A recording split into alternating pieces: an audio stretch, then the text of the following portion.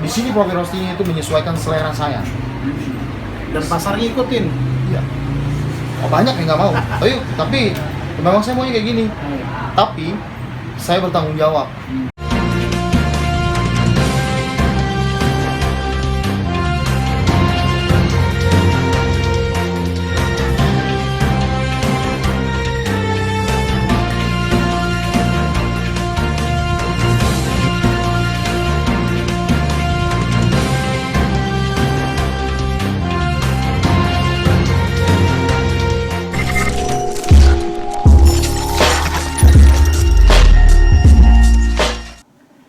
Halo Sobat Inspirasi, kita bertemu lagi di video berbagi ilmu sumber inspirasi, Huma Inspirasi.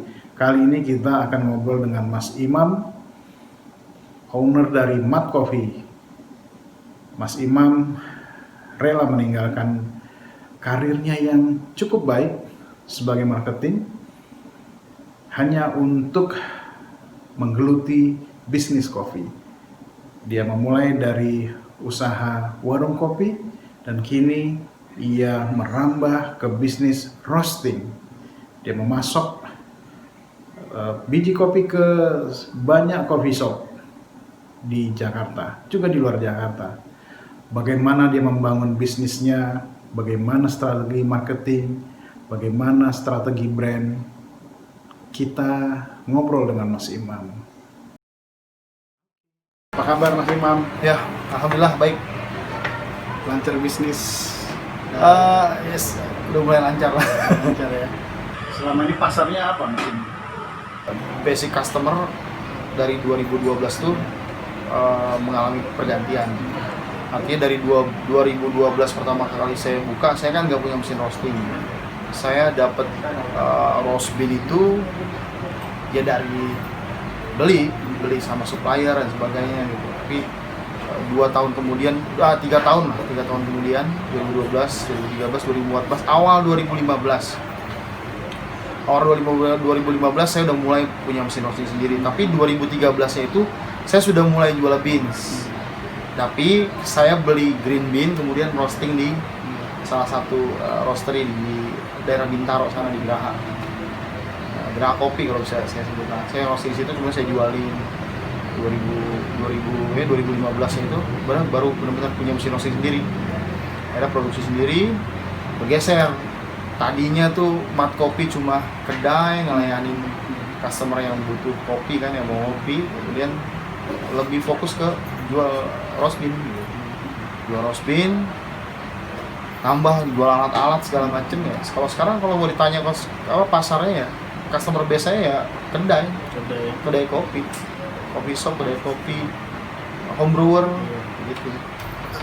Perkenalan saya sama kebun mah udah lama, jauh sebelum saya main kopi sebenarnya.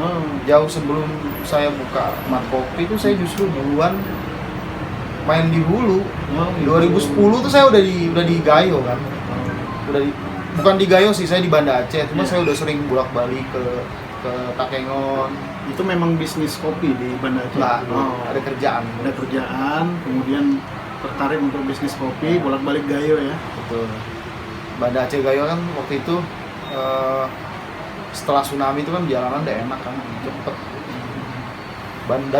Dari bandara belum ada ya, sampai udah ada yang bandara Rembele itu. Tahun berapa itu Mas Imam?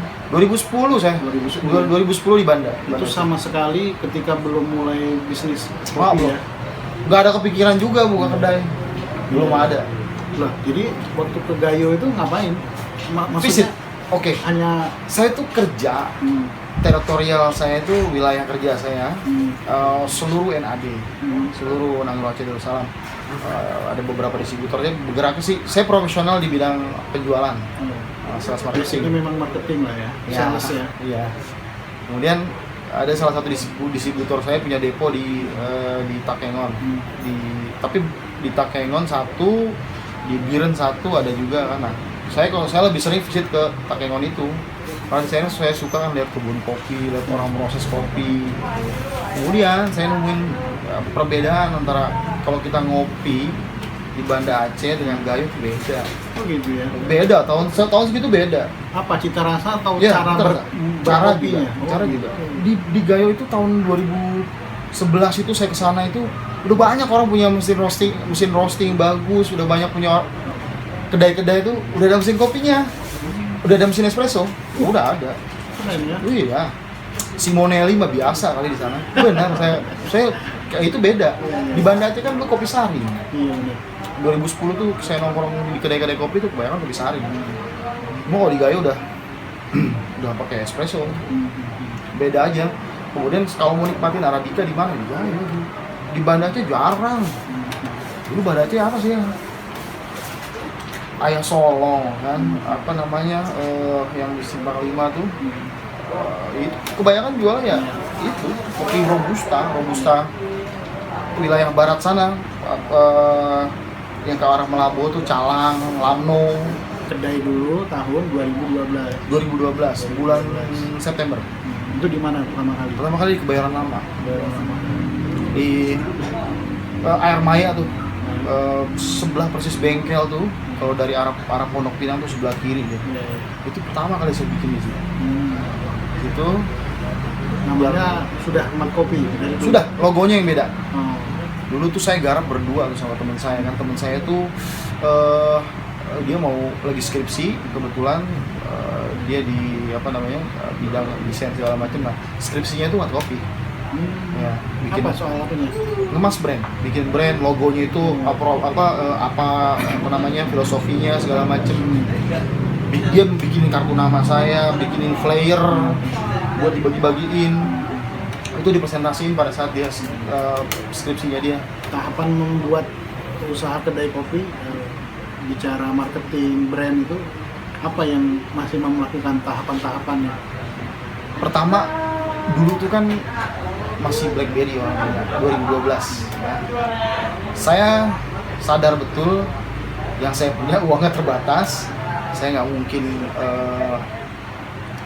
pakai media promosi lain kecuali yang gratis, yang modal kuota lah ya.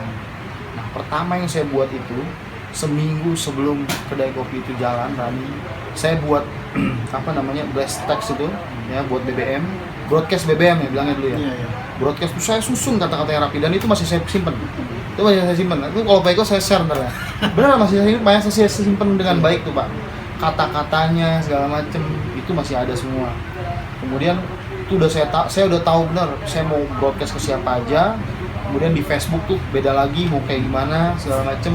Sama saya undang teman-teman saya terdekat saya dulu. Saya kan lama nggak balik ke Jakarta kan. Artinya pesan itu menyesuaikan dengan target market ya? Betul. Ya. Itu. Nah waktu berdiri pertama, target marketnya Mat Kopi kedai ini siapa? Teman-teman dulu. Teman-teman dulu. Karena nggak mungkin saya saat itu nawarin orang ngopi 10.000 aja udah berat sebenarnya di wilayah situ ya, dengan tempat yang ya sederhana Pak. Ya, kalau tempatnya bagus, equipmentnya lengkap, itu nggak keberatan lah. Dengan apa yang saya punya, saya rasa saya lebih penting edukasi teman-teman dulu deh, bahwa ini sekarang gue udah punya kedai kan, lu cobain kopi gue, kemudian lu bisa pesen botolan. Waktu itu saya jual, waktu belum ramai susu kopi susu botolan, saya ada bikin tuh Pak, saya ada bikin pakai botol UC itu beli kan. Itu sih modal utamanya itu. Yang membuat Mat Kopi ini berbeda dengan yang lain itu apa? Rancangannya Mat Kopi itu apa? Pertama mungkin agak aneh ya, saya jual kopi, saya nggak pernah ikutin tren. Menciptakan tren sendiri. Ya bisa dibilang profil roasting. Di sini profil roastingnya itu menyesuaikan selera saya. Dan pasarnya ikutin. Iya. Oh, banyak yang nggak mau. Tapi memang saya maunya kayak gini. Tapi saya bertanggung jawab. Artinya saya tiap hari saya menyempatkan diri untuk update, lihat Instagram, lihat website atau apa, saya baca semua tentang perkembangan kopi ya. Jadi biar saya dapat referensi. Misalnya waktu zaman orang pada suka bikin light roast ya kan, saya coba kulik light roast. Oh saya maunya di sekian. Kemudian saya kasih tahu ke kopi kan, roasternya saya mau kalau kopi kita yang ini dibuat light roast tapi sekian tuh artinya ya berapa menit roastingnya, kemudian intake-nya berapa, masuknya di suhu berapa segala macam. Itu tetap pakai cara saya gitu. Kayak gitu, dan semuanya, dan nggak semua saya roasting light roast, nggak semua. Hanya yang menurut saya masuk gitu. Nggak semua saya roasting light roast. Walau tetap memenuhi keinginan pelanggan ya. Ya. Tapi selalu saya bikin apapun itu pakai style saya terutama gitu sih. Menciptakan tren sendiri. Iya, bisa dibilang kayak gitu. Dan konsumen ikut itu mau Ya, mereka. dulu belum banyak orang jual Kasuga, tahun berapa sih udah jual. Kemudian Semenda dulu belum banyak orang di Jakarta jual, saya udah jualin Semenda. Sekarang udah rame jual kayak gitu. Saya nggak takut sih jual kopi selama saya tahu jelas. Kemudian saya diundang datang ke tempat prosesinya, saya lihat oke, segala macam, saya cobain oke, harganya masuk, saya mau jualin. Dengan catatan satu aja, barangnya ada terus. Yang paling males itu kan gitu, Pak. Udah kita jualin capek-capek, Tiba-tiba nggak ada barang, nggak full 1 tahun dia punya, masih ada masa-masa. Berarti kosong. dalam untuk mendapatkan green bean-nya itu Mas Imam terlibat sampai ke urusan proses penjemuran gitu ya? Yes, tapi tidak semua. Nggak semua, tapi cukup banyak Untuk yang produk unggulan aja kali ya terlibat. Jawa Barat tuh banyak saya yang benar-benar dia punya hubungan baik akhirnya, sampai bawa timnya saya ke sana, nggak nginep di sana. Seperti itu. Sekarang menurut saya sih penting sih kayak gitu. Biar apa ya, menjaga ini juga Pak ya, menjaga motivasi kita juga,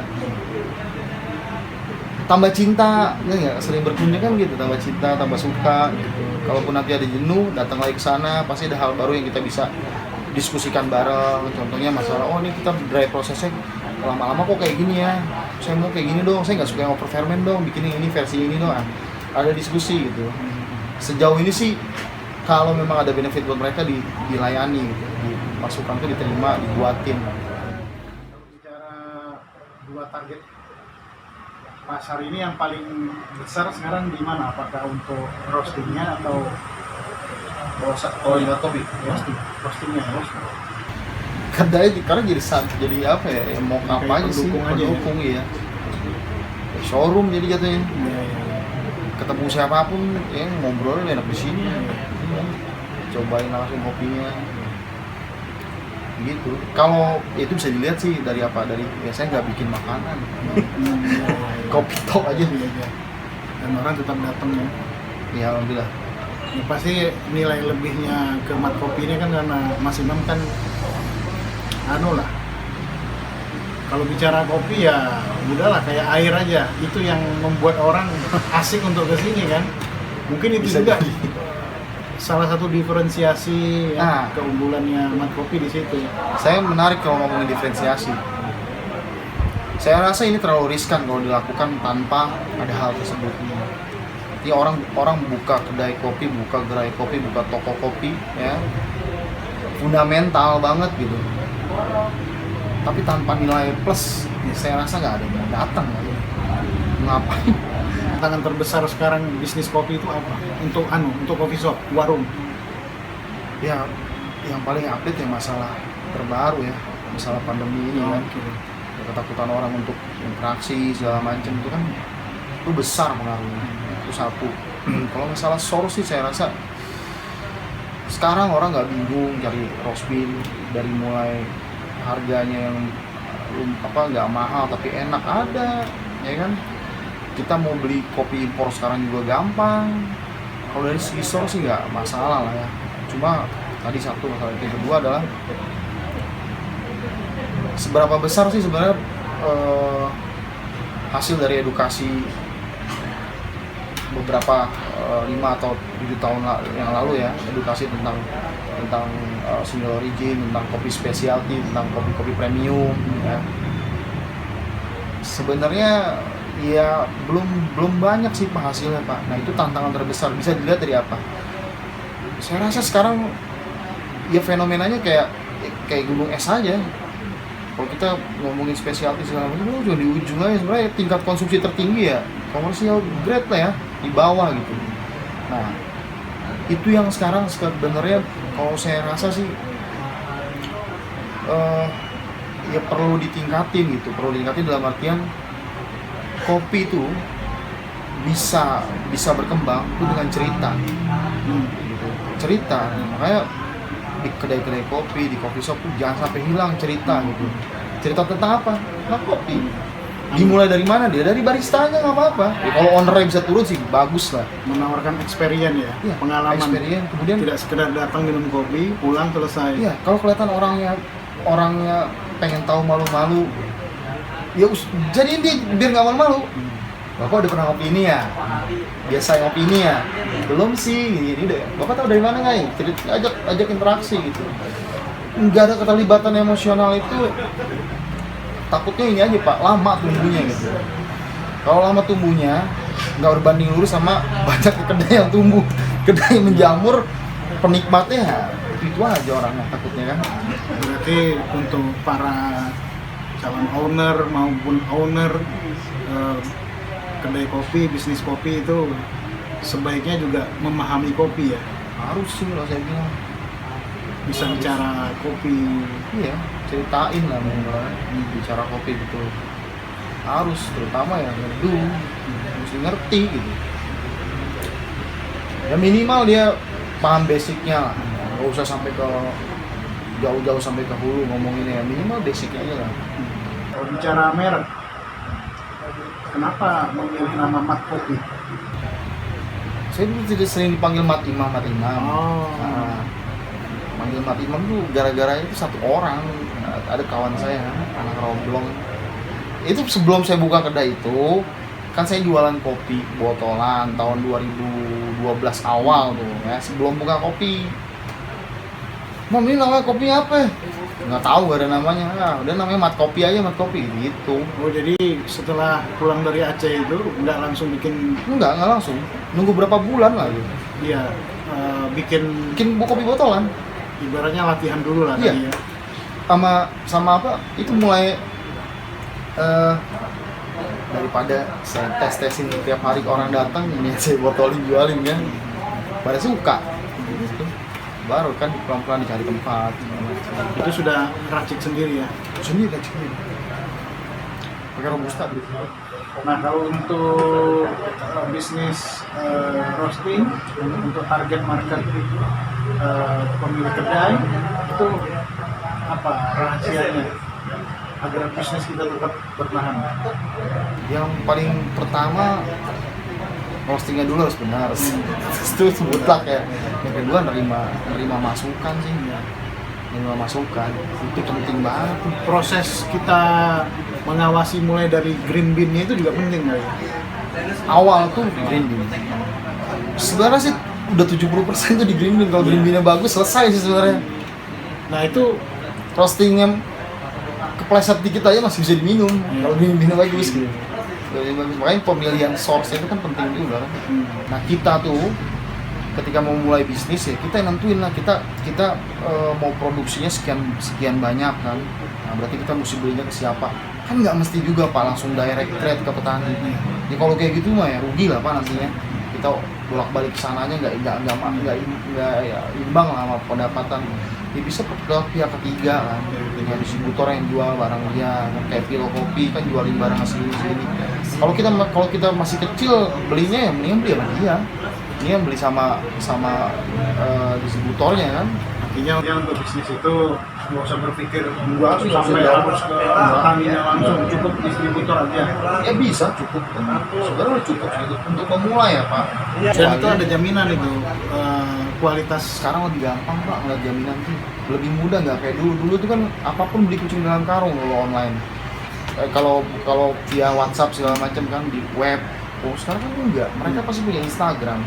Lihat aja kalau Instagramnya dikunci ya kan, nggak ada orang komen, itu perlu diwaspadai. Atau orang komen, lihat aja komennya di bawahnya. Kalau orang semua Positif sepakat atau enak, positif, wah apalagi lah Pak. Di Tokopedia juga sama, tinggal baca kan reviewnya kan. Oh semua orang positif, ya enggak lah, bagus lah ya kan. Kalau dia punya cacat tuh sekarang gampang banget. gitu aja kan. Saran untuk memilih distributor yang baik, yang tepat? Ya tadi salah satunya itu dengan lihat reviewnya ya. Kedua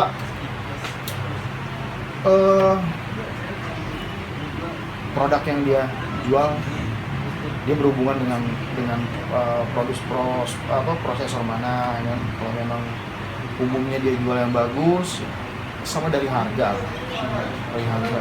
Rasa-rasanya kopi kalau udah ngomongin yang premium, yang grade 1 atau specialty terlebih, itu harganya kan udah bisa kita baca Pak. Kalau orang jualnya harganya di bawah ya, kemudian kita yang nggak ngerti, contoh ya Pak, Mandailing, ini Lintong, ini Gayo, bisa jadi tuh kopi dicampur di mix.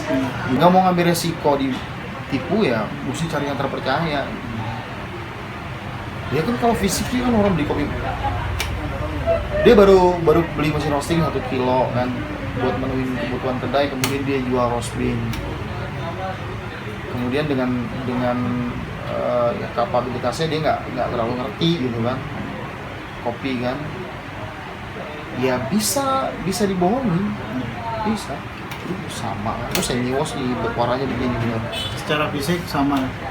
bisa sama. Kamu Sumatera kan. Dulu tuh 2010 tuh banyak kayak gitu Pak. Kalau 2010 dulu saya jarang nemu kopi bagus. Ada kan di web, wah saya kejar nih. Nggak taunya kayak gitu. Saya dulu malah pernah ke Papua. Berburu. Iya. Dari rumah persiapan dulu cari kan, komunikasi sama nggak dapet kopinya. Tapi karena nggak tahu channelnya, nggak dapet. Di sana aja nyari nggak ada, saya nggak ketemu di sana nyari. Tahun berapa itu ya? 2013an kali ya. Itu selain kedai juga yang personal, orang per orang itu juga besar ya permintaannya. Iya, Outdoor ya. iya. Itu rata-rata menggunakan alat apa mereka? Umumnya sih yang mereka punya saat ini ya V60 lah. V60 umumnya, yang umumnya V60. Ya Brover lah. Artinya mereka beli minta di grinder ya? Enggak. Orang kalau udah mutusin beli apa namanya roast bean, jarang kita digini. Jarang. Dia punya. Udah pasti punya di rumah. Minimal hand grinder lah mereka punya. Ada tips nggak langsung ke calon pengusaha kopi dan roasting? Tips khusus agar mereka sukses? Yang pertama sih harus suka dulu, karena memang ya kita nggak bisa tutup mata lah. Hari ini 5 kedai buka ya kan, 5 kedai buka mungkin 3 tutup isinya kan. Iya, nggak mudah juga gitu buka kedai kan. Jadi memang harus suka, berangkat dari hobi saya bilang sih. Kalau bukan berangkat dari hobi, dari bisnis ya berarti mereka harus ya punya bisnis plan yang baik lah. Jangan berharap punya modal, rekrut orang, tapi dia harus juga terjun. Harus, karena nggak bisa tinggal sih. Hospitality soalnya. Ya orang mutusin mau ngopi di coffee shop tersebut karena apa kan? Nah sekarang sih memang ada apa namanya pendekatannya mungkin sekarang beda dengan dulu ya. Dulu kan memang bagaimana kita bisa punya hospitality yang baik, kemudian produk yang baik segala macam. Sekarang mungkin variabel nambah. Bagaimana kita bisa mengemas salah satu media yang paling ampuh saat ini ya untuk kita berpromosi, yaitu apa, sosial media kan. Nah, itu sebenarnya sih itu mesti dipikirin matang-matang sih. Kalau bisa ya ada timnya yang ngerjain. Saya bicara tim bukan mesti gaji orang ya. Mungkin antara dia kedai kerjain bertiga, mungkin dia ada 2 orang yang harus curahin waktunya untuk bagaimana ngemas promosi mereka di sosial media. Itu penting sih Pak, itu membantu banget. Tapi itu tadi ya, modal nggak jadi jaminan utama untuk bisnis ini, tapi yang aman dan tidak sekadar textbook ya. Kalau kita ngomongin modal, sekarang banyak kok yang masih eksis dari modal seadanya. Tapi kalau kita bicara ngomong kita mau jualan kopi, kan berarti kan kita punya kopi biji, kemudian kita bisa giling bijinya, kemudian kita bisa seduh, kita bisa brewing, taruh di medianya di gelas sama, kemudian sajikan, selesai kan? Bisa dibayangin kan satu rangkaian pekerjaan itu berapa duit sih biayanya? Minim Pak sebenarnya, dengan blender aja jadi kan kalau ada kemauan seperti itu sih. Cuma ya kembali lagi mau buatnya seperti apa. Kalau udah minim kemudian kita minim ide juga ya kebayang lah hasilnya, mungkin capek doang. Dan itu dasarnya harus kreatif ya. Kreatif apresiasi itu. Iya. Kalau perkara kreatif kan nyeni. Yang nyeni nggak apa-apa sih, hak pribadi kan. Yang penting ya ada estetikanya lah, jangan ngaco juga. Ini naruh sepatu di atas kulkas ini biar showcase-nya ngaco juga kan. Ya gitu sih. Pasti bisnis kopi itu kayaknya tidak akan pernah mati ya ke depan, walaupun pandemi atau apa. Kopi itu walaupun sekarang belum jadi niche, artinya kopi specialty belum jadi niche, tapi budaya ngopi itu jauh sebelum alat-alat dari Jepang itu masuk kemarin ya, yang kita udah ngopi. Kopi itu kan ibaratnya kalau saya ya memahami kopi itu di bahasa pergaulan ya. Mana ada sih orang, ya mungkin sekarang ada ya, ayo kita ngebir ya lah, orang-orang kita tuh biasanya udah ada masalah aja ngomong udah deh ngopi bareng bro ya bro, ketemuan ngopi yuk, walaupun padahal nggak ngopi, dia ngeteh teh manis sama pisang goreng, tapi biasanya ngopi yuk. Oke Mas Imam, makasih nih ya ngobrolnya. Udah rasa lumayan malam. Semoga bisnis kopinya berjalan lancar, sukses, pelanggannya terus, usaha masing. Oke, sahabat inspirasi, kita akan bertemu lagi di lain kesempatan. Terima kasih. Halo sahabat inspirasi, bagaimana tadi ngobrol dengan Mas Imam? Menarik ya. Mas Imam banyak bercerita bagaimana membangun bisnis kopinya. Dia berbagi tips untuk Anda yang baru akan memulai menjadi pengusaha coffee shop, juga untuk Anda yang tertarik dengan bisnis coffee roasting. Banyak yang disampaikan oleh Mas Imam dan semoga ini bermanfaat. Sampai ketemu di video-video berikutnya. Tetap di Huma Inspirasi.